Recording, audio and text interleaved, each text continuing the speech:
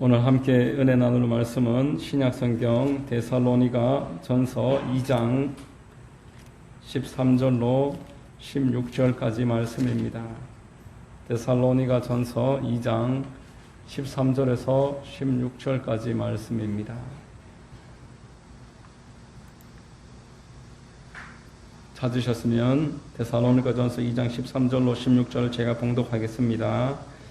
이러므로 우리가 하나님께 끊임없이 감사함은 너희가 우리에게 들은 바 하나님의 말씀을 받을 때에 사람의 말로 받지 아니하고 하나님의 말씀으로 받음이니 진실로 그러하도다. 이 말씀이 또한 너희 믿는 자 가운데서 역사하느니라.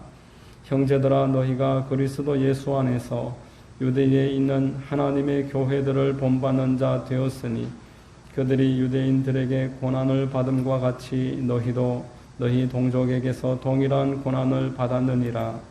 유대인은 주 예수와 선지자들을 죽이고 우리를 쫓아내고 하나님을 기쁘시게 하지 아니하고 모든 사람에게 대적이 되어 우리가 이방인에게 말하여 구원받게 함을 그들이 금하여 자기 죄를 항상 채우며 노하심이 끝까지 그들에게 임하였느니라. 아멘. 저는 봉독해드린 데살로니가 전서 2장을 통해서 하나님께 합당한 생활이라는 제목의 말씀을 전하겠습니다. 우리 모두에게 성령께서 은혜 주시고 큰 은혜 있게 되기를 바랍니다. 사도 바울이 교회를 박해하는 것을 하나님 위함으로 알고 있을 때에도 전심으로 교회를 박해했었는데 다메섹 도상에서 예수님을 만난 다음에는 그것이 잘못되었음을 깨닫고 인생의 방향을 180도로 전환했습니다. 그때부터 바로 가는 곳곳마다 복음을 전했고 교회를 세웠습니다. 그는 복음을 위해서라면은 고통당하는 일, 자기 생명마저도 전혀 아까웠다고 여기지 않을 만큼 그렇게 열정으로 충만했습니다. 나를 위해서 하늘 보자 버리시고 이 땅에 오신 것만 해도 감사한데 십자가에 달리셔서 몸 찢으시고 피 흘리시고 나에게 새 생명 주시기 위해서 죽어주신 주님께라면은 무엇이든지 아깝지 않았고 이 일을 전파하는 것이야말로 가장 귀한 일이라고 스스로 여겼던 것입니다. 데살로니가 전서 2장 2절에 보면은 너희가 아는 바와 같이 우리가 먼저 빌립보에서 고난과 능력을 당하였으나 우리 하나님을 힘입어 많은 싸움 중에 하나님의 복음을 너희에게 전하였노라 라고 말했습니다. 사도 바울은 값없이 복음을 전했습니다. 그리고 내가 전하는 이 복음이 진정성이 더 있게 하려고 누가 시키지도 않았는데 자기 손으로 일을 하면서 밤낮으로 쉬지 않고 그렇게 일하고 복음 전하는 일에 자기 스스로를 헌신했습니다. 이 사도 바울에게 한 가지 바람이 있었다라면은 나를 통해서 복음을 듣는 이 모든 백성들이 하나님의 자녀들이 합당한 하나님의 자녀로 삶이 변화되는 것이었습니다. 오직 세상을 향해서만 쫓아가던 그 발걸음을 복음으로 말미암아 세워서 삶의 목적이 하나님을 기쁘시게 해드리는 일로 변화되는 것이야말로 바울이 기뻐하는 유일한 소망이었습니다. 그래서 고린도전서 11장 1절에 보면은 내가 그리스도를 본받는 자가 된 것 같이 너희는 나를 본받는 자가 되라 이렇게 말했습니다. 오늘 본문 13절로 16절까지를 설명하기 앞서서 바로 앞에 12절에 보면은 이는 너희를 부르사 자기 나라와 영광에 이르게 하시는 하나님께 합당히 행하게 하려 함이라. 복음을 전하는 이유에 대해서 이렇게 설명을 했던 것입니다. 오늘 본문 말씀은 데살로니가 교회가 하나님께 합당한 생활을 했음에 대해서 설명하고 있습니다. 몇 가지로 설명을 드리겠습니다. 첫 번째는 하나님의 말씀을 하나님의 말씀으로 받았습니다. 오늘 본문 13절 같이 한번 읽어보겠습니다. 시작. 이러므로 우리가 하나님께 끊임없이 감사함은 너희가 우리에게 들은 바 하나님의 말씀을 받을 때에 사람의 말로 받지 아니하고 하나님의 말씀으로 받음이니 진실로 그러하도다. 이 말씀이 또한 너희 믿는 자 가운데서 역사하느니라. 하나님의 말씀을 하나님의 말씀으로 받는다는 게 무엇이겠습니까? 똑같은 하나님의 말씀이 전해져도 어떤 사람은 그 말씀을 하나님의 말씀으로 받아들이고 어떤 사람에게는 그 말씀이 하나님의 말씀이 되지 못한다라는 것입니다.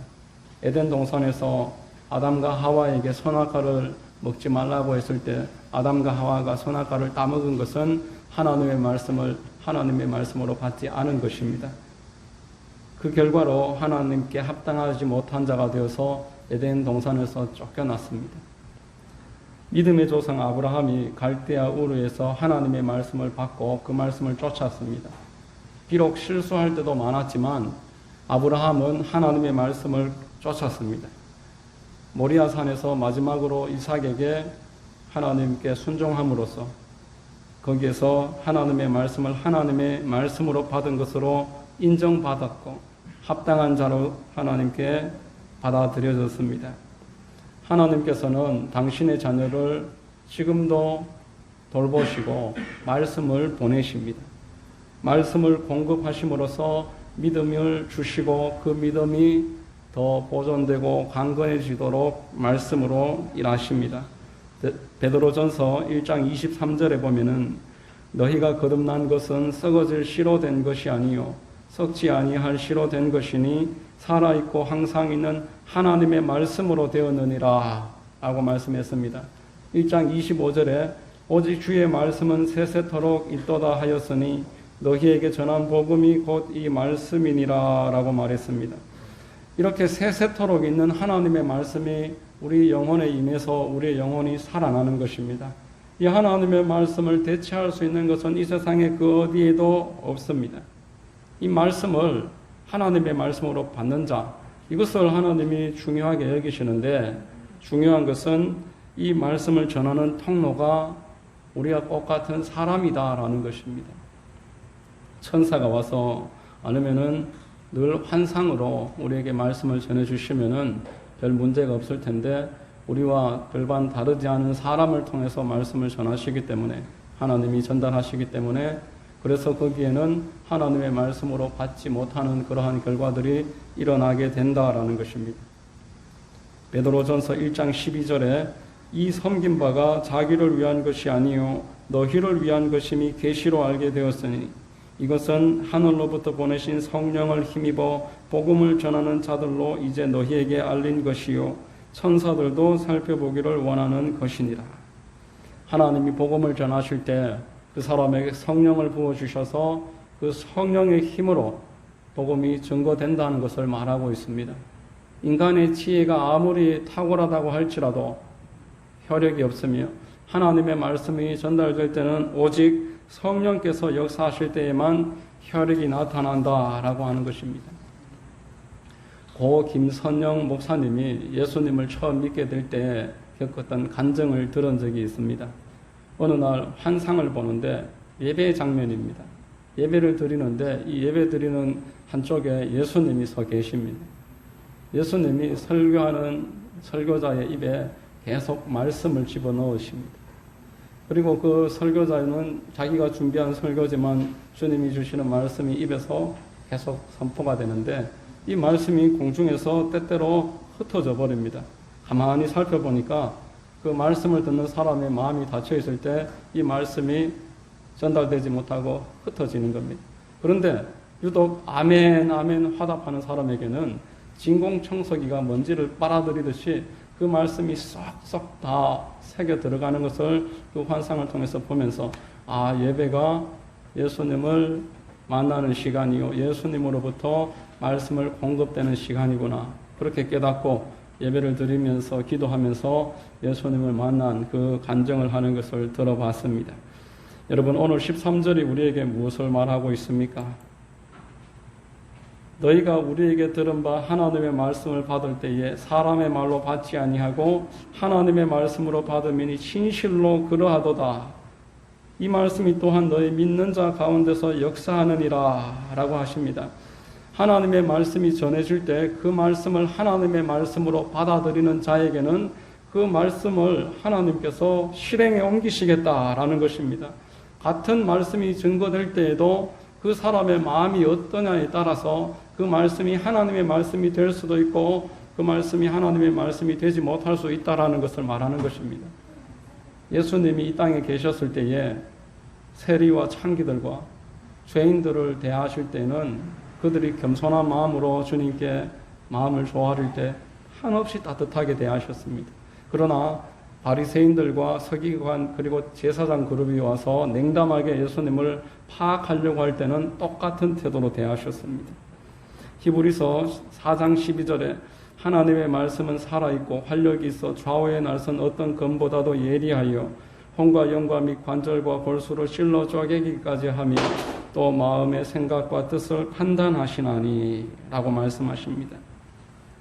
하나님 말씀은 죽은 문자가 아니라 지금도 살아 운동력 있는 하나님의 생생한 말씀이라는 것을 믿으시기를 바랍니다. 여러분, 우리가 지금까지 하나님의 말씀을 얼마나 많이 들었습니까? 그러나 이 하나님의 말씀이 얼마나 나에게 살아 운동력 있는 능력의 말씀으로 나에게 영향을 끼쳤습니까? 저는 지금까지 신앙생활을 하면서 성도님들을 보면서 하나님의 말씀을 대하는 태도가 그의 신앙의 진면목임을 수차례 봤습니다. 말씀을 들을 때 연약한 나와 똑같은 인간이 하는 그러한 말로 받을 것이 아니라 하나님께서 그를 통해서 나에게 지금 말씀하신다고 받을 때에 그 마음 가운데 그 믿음을 보시고 하나님이 그에게 말씀으로서 꼭 필요한 말씀을 듣게 하시고 시적절한 응답을 겪게 하실 줄로 믿습니다. 데살로니가 교인에게 그 두 번째로 오늘 어떤 합당한 모습이 있었냐 하면은 고난을 받을 때 인내했습니다. 14절, 본문 14절 같이 한번 읽어보겠습니다. 시작. 형제들아, 너희가 그리스도 예수 안에서 유대에 있는 하나님의 교회들을 본받는 자 되었으니 그들이 유대인들에게 고난을 받음과 같이 너희도 너희 동족에게서 동일한 고난을 받았느니라. 당시의 교회들은 고난 가운데 있었습니다. 유대 가운데 있는 교회들은 유대 가운데 있는 교회대로 유대교에 의해서 핍박을 받았습니다. 유대인들은 할례 받는 것이 중요했고 모세의 율법을 지켜야 구원받는다는 것이 핵심인데 예수 그리스도의 복음에 의해서 값없이 구원을 받으며 할례나 무할례나 중요하지 않다고 가르치는 이 복음이야말로 유대교와는 양립할 수 없는 조건이었습니다. 이방에 세워진 교회들은 그 교회 나름의 핍박이 또 있었습니다. 2차 선교 여행을 할 때 사도 바울이 이제 마게도냐로 건너갔습니다. 그곳에서 고린도와 에베소와 또 아테네 이 등등의 수많은 도시에는 지금도 마찬가지지만 우상의 신전들이 가득 있었습니다. 사도 바울 당시에 그 땅 가운데는 우상 그 신상을 만드는 사람들, 그리고 우상 그 신상 앞에 제물을 바치는 그 축산업자들, 도매업자들, 그리고 우상 숭배에 빠지지 않는 술과 또 매춘부들, 그 사람들로 그 지역이 그 경제가 축을 담당할 만큼, 경제의 한 축을 담당할 만큼 성황을 이뤘다고 합니다. 그들에게 있어서 사도 바울의 복음 전파는 자신들의 생계를 위협하는 일이었습니다. 그래서 집단으로 폭행하는 일들이 계속 일어났던 것입니다. 디모데후서 3장 12절에 보면은 무릇 그리스도 예수 안에서 경건하게 살고자 하는 자는 박해를 받으리라. 경건이라는 말은 깊이 공경하고 삼가서 행동한다라는 뜻입니다. 예수님을 깊이 공경하고 삼가해서 행동을 할 때에 반대자들의 저항을 피할 수 없다라는 것입니다. 예수님도 똑같은 말씀을 하셨습니다.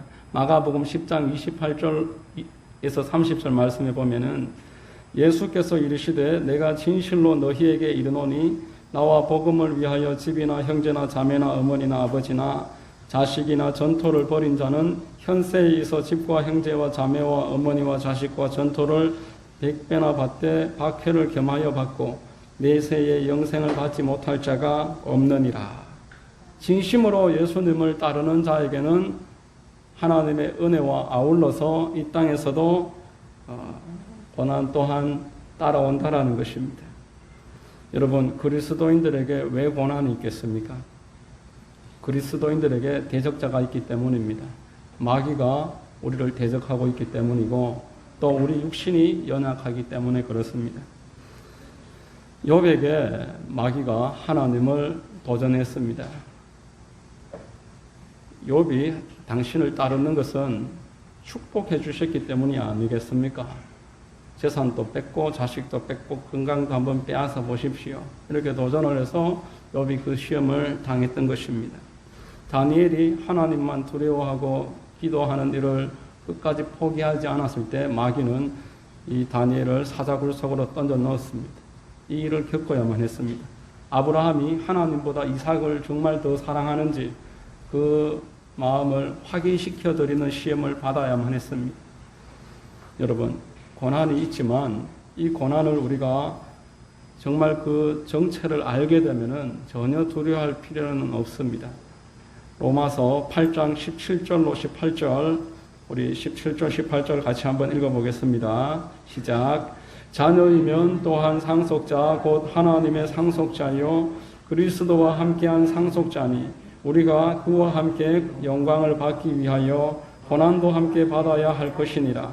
생각하건대 현재의 고난은 장차 우리에게 나타날 영광과 비교할 수 없도다. 내가 그리스도 안에서 하나님의 상속자가 되어서 지금 고난을 받는 것이라면은 전혀 두려워할 이유가 없다라는 것입니다. 왜냐하면은 장차 내가 얻게 될 전체 영광 총량과 비교해서 볼 때에 지금 내가 겪는 고난 이것은 대단히 작은 것이다라는 것입니다. 여러분, 예를 이렇게 한번 들어보겠습니다. 아버지가 100억짜리 빌딩을 건물 유산으로 남겼습니다. 그런데 이 아버지가 한 5억 원 정도의 은행 대출 빚이 있었습니다. 어떤 사람이 그 5억의 빚 때문에 100억짜리 빌딩을 포기할 사람이 누가 있겠습니까? 이게 지금 당장 현찰은 아니지만 빌딩이 그 값어치가 수십 배에 달하기 때문에 그 빌딩을 포기할 사람이 없을 것입니다. 현재의 고난과 하나님이 우리에게 주실 전체 영광의 총량이 이것과는 도무지 비교할 수 없을 만큼 큰 차이가 있다라는 것입니다. 그러므로 우리가 이 고난에 대해서 이 하나님이 주시는 고난에 대해서 허락하시는 그 고난에 대해서 깨달으면은 두려워할 이유가 없습니다. 오히려 믿음이 있는 사람에게 고난은 감사의 제목인 줄로 믿습니다. 하나님은 감당할 수 있는 만큼의 고난을 허락하시겠다고 말씀을 하셨습니다. 고린도전서 10장 13절에 사람이 감당할 시험 밖에는 너희가 당한 것이 없나니 오직 하나님은 미쁘사 너희가 감당하지 못할 시험 당함을 허락하지 아니하시고 시험 당할 즈음에 또한 피할 길을 내사 너희로 능히 감당하게 하시느니라. 내가 감당할 수 없는 시험은 애시당초 허락되지 않음을 믿으시기를 바랍니다. 여러분, 아브라함이나 되니까 그 자식을 산에 올라가서 번제로 드리라고 하지, 여러분에게 제게 자식 번제로 드리라고 하면은 그 시험 감당해내겠습니까? 아무도 감당할 수가 없습니다. 욥이나 되니까 재산 다 빼앗기고 건강 다 빼앗기고 10자녀 다 잃고 부인까지 욕하면서 떠난 상황에서 하나님께 원망하지 않고 믿음 지킬 수 있었지, 우리가 건강 잃고 재산 잃고 처자식 다 잃어버리면은 어떻게 감당하겠습니까? 하나님께서 욥도 감당할 수 있을 만하니까 그에게 그렇게 감당하게 하셨고 피할 길을 내셨고 갑절로 갚아주셨습니다. 모든 것에 대해서 갑절로 욥기 마지막 절에 보면은 하나님이 다 갚아주십니다. 자녀는 열을 잃었는데 10자녀를 하나님이 갚아주시는데 이게 왜 이거는 갑절 아니냐 하니까 천국에 10명이 있기 때문에 그것 또한 갑절이다. 그렇게 이야기하시는 것을 들어봤습니다. 여러분, 하나님은 우리가 감당할 수 있는 것만 허락하심을 꼭 기억하시기를 바랍니다. 고난은 반드시 유익으로 귀결됩니다. 나는 고난을 받았기 때문에, 우리가 고난을 받았기 때문에 겸손해질 수가 있고, 고난을 받았기 때문에 말씀과 기도의 사람이 될 수가 있습니다. 그래서 시편 기자는 고난 당한 것이 내게 유익이라 이렇게 말씀을 했습니다. 또 고난을 통해서 내가 주의 말씀을 지킬 수 있게 되었습니다 라고 시편 119편 67절과 71절에서 우리에게 고난의 유익에 대해서 노래했던 것입니다.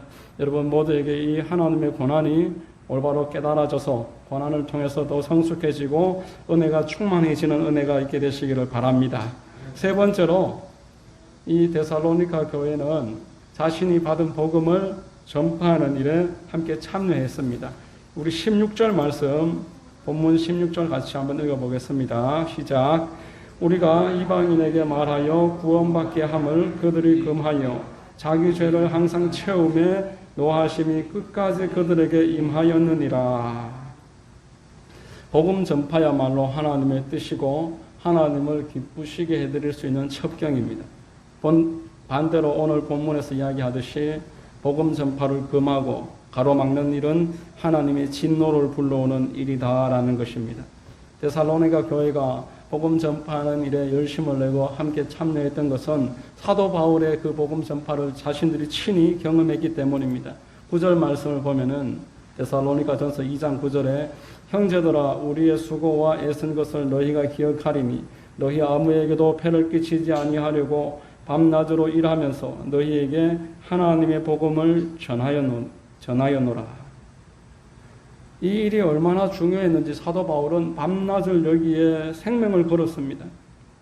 사도 바울이 복음 전파를 위해서 수고하고 애쓰면서 밤낮으로 일했음을 우리가 기억을 할 때 우리 스스로가 복음 전파에 대해서 얼마나 안일한지 부끄러움을 금할 수가 없습니다. 작년에 세계적으로 유명한 농구인이 비행기 사고로 한 사람이 죽었습니다. 코비 브라이언트라는 40대 초반의 미국 사람인데 그 이후에 그를 추모하는 영상을 보면서 정말 농구만을 위해서 살았구나 하는 것을 생각할 수 있었습니다. 새벽에 4시에 일어나서 그 5시 반까지 달리기를 하는데 100m는 전속력으로 달리고 나머지 또 200m, 300m는 조깅하듯이 달리고 체력이 조금 회복되면 다시 전속력으로 뛰고 100m를 뛴 다음에 또 200m, 300m를 조깅하듯이 뛰고 그렇게 뛰기를 1시간 반 동안 한답니다. 그리고 나서 이제 웨이트 트레이닝을 하는데 1시간 반 동안 근력 운동을 하고 7시부터 이제 단체 운동이 있는 오전 11시까지 혼자서 슛 연습을 하는데 1000개를 쏜다고 합니다. 1000개를 쏘는 게 아니라 링 속에 1000개가 들어가는 것만 카운트해서 그렇게 1000개를 꼭 채운다는 것입니다. 그 이후에 단체 훈련도 다 참여한다고 합니다. 오직 농구만을 위해서 건강에 나쁜 것은 술이며 담배며 마약이며 일절 손을 댄 적이 없이 20년 동안 그 농구 하나만을 위해서 그렇게 자기 삶을 온전하게 던졌다고 합니다. 미국의 NBA 선수 가운데에 그렇게 체육관에서 살다시피 하는 사람들이 몇 명 있는데 그 가운데서도 코비 브라이언트는 독사라는 그런 별명이 있을 만큼 농구에 완전히 빠져 살았다고 합니다. 농구가 과연 뭐길래 인생을 그렇게까지 쏟아부었을까 생각을 하다가 그가 국위영화와 명예를 얻었겠지만 78년생이 작년에 그렇게 운명을 달리했으니까 40대 초반에 그렇게 생을 끝내면서 만일 그가 예수님을 믿지 않는 사람이었다라면은 지금 그의 지금 운명이 어찌 되었을까? 지금도 자신의 지난 삶을 만족하고 있을까? 그런 안타까운 생각을 하면서도 그의 열정만은 참 본받아야 되겠다. 그렇게 생각을 했습니다. 여러분, 만일 누군가가 하나님께 합당한 그리스도인의 생활이 무엇인지 한 가지만 꼽아서 알려달라고 말한다면은 저는 복음 전하는 생활이라고 단언해서 말할 수 있습니다. 예수님의 생활은 오로지 복음 전하는 일에 초점이 맞춰져 있었습니다. 공생의 기간 가운데서 사람들이 자신을 찾아올 때에도 복음 전하기 위해서 다른 마을로 계속 이동하면서 복음을 전했습니다. 제자들을 훈련할 때도 복음 전하는 훈련을 빠뜨리지 않고 늘 거기에 초점이 맞춰져 있었습니다. 마지막 승천하실 때에도 제자들에게 너희는 온 천하에 다니며 만민에게 복음을 증거하라 이렇게 유언을 하셨을 정도였습니다. 하나님이 성도에게 성령을 부어주시는 것도 교회를 부흥케 하시는 것도 각자에게 축복을 내려주시는 것도 더 복음을 능력 있게 전하라고 복음 전하는 일에 참여하라고 은혜를 주시는 줄로 믿습니다. 여러분, 한 아버지에게 사형제의 아들이 있었습니다. 그런데 그 막내가 실종을 당했습니다. 아버지가 식사도 거르고 웃음기가 사라졌습니다. 완전히 삶의 의욕까지도 잃어버리셨습니다. 이에 큰아들이 그 아버지에게 기쁨을 회복시켜 드리기 위해서 아버지가 좋아하는 음식을 정성껏 만들어서 아버지께 갖다 드리니까 아버지 얼굴이 더 침울해졌습니다. 왜냐하면은 그 막내도 이 음식을 좋아하고 또 지금 밥을 먹었는지 지금 어디서 뭘 하고 있는지 모르니까 음식 앞에서 더 마음이 무거워졌던 것입니다. 둘째 아들이 아버지를 기쁘게 해드리기 위해서 노래를 불러드렸습니다. 막내의 재롱을 보면서 기뻐하시던 모습을 생각하면서 똑같이 노래를 불러드렸는데 이번에는 아버지가 눈물을 흘리시는 겁니다. 더 막내가 생각이 나서 슬퍼하셨습니다. 셋째 아들이 가만히 이렇게 생각하다가 아버지를 찾아갑니다. 아버지, 제가 막내를 찾아 나서겠습니다. 아버지가 눈이 번쩍 뜨이십니다. 그러면서 자리에서 벌떡 일어나서 가지고 있는 돈을 다 주시면서 돈이 얼마든지 필요하면은 내가 다 마련해 줄 테니까 나의 도움이 어떻게 필요하든지 무엇이든지 다 말하면 내가 다 도와주겠다. 이렇게 말씀을 하시면서 두 손을 꼭 잡고 고마워하시는 겁니다. 여러분, 세계 기독교 역사가 하나님이 무엇을 기뻐하시는지 알려주고 있습니다. 아무리 오지일지라도 복음이 증거되는 곳에는 하나님의 능력의 역사가 나타났습니다. 전쟁 가운데서도 하나님의 간정이 끊이지 않습니다. 우리 대한민국이 그 산 증거입니다. 그러나 복음이 증거되지 않는 나라에는 더 이상 하나님이 역사하시지 않습니다. 복음이 증거되지 않는 교회와 가정, 각 개인에게는 하나님이 더 이상 능력을 베푸시지 않습니다. 마태복음 28장 19절로 20절에 그러므로 너희는 가서 모든 민족을 제자로 삼아 아버지와 아들과 성령의 이름으로 침례를 베풀고 내가 너희에게 분부한 모든 것을 가르쳐 지키게 하라. 볼지어다 내가 세상 끝날까지 너희와 항상 함께 있으리라 라고 말했습니다. 여러분, 하나님이 나와 함께 하시는 것을 경험하고자 하신다면은 내 주변에 있는 사람들부터 복음을 증거하시기를 바랍니다. 더 유능한 자가 있고 덜 유능한 자가 있어서 그 열매의 속도와 양에 있어서는 각자 차이가 있겠지만 하나님께서 기뻐하시고 함께 하시고 그 일을 할 수 있도록 범사에 도와주시는 것을 반드시 경험할 수가 있습니다. 여러분, 오늘 말씀을 정리를 하면은 하나님께 합당한 생활은 하나님의 말씀을 하나님의 말씀으로 받는 생활입니다.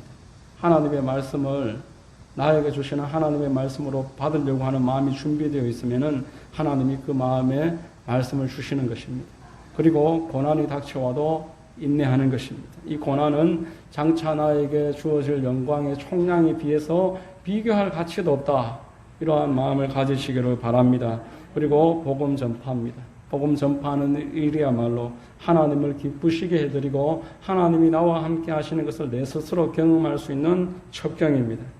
여러분 모두에게 이러한 하나님을 기쁘시게 해드리고 하나님께 합당한 자로 여김을 받는 은혜가 날마다 있게 되시기를 예수님의 이름으로 축원합니다.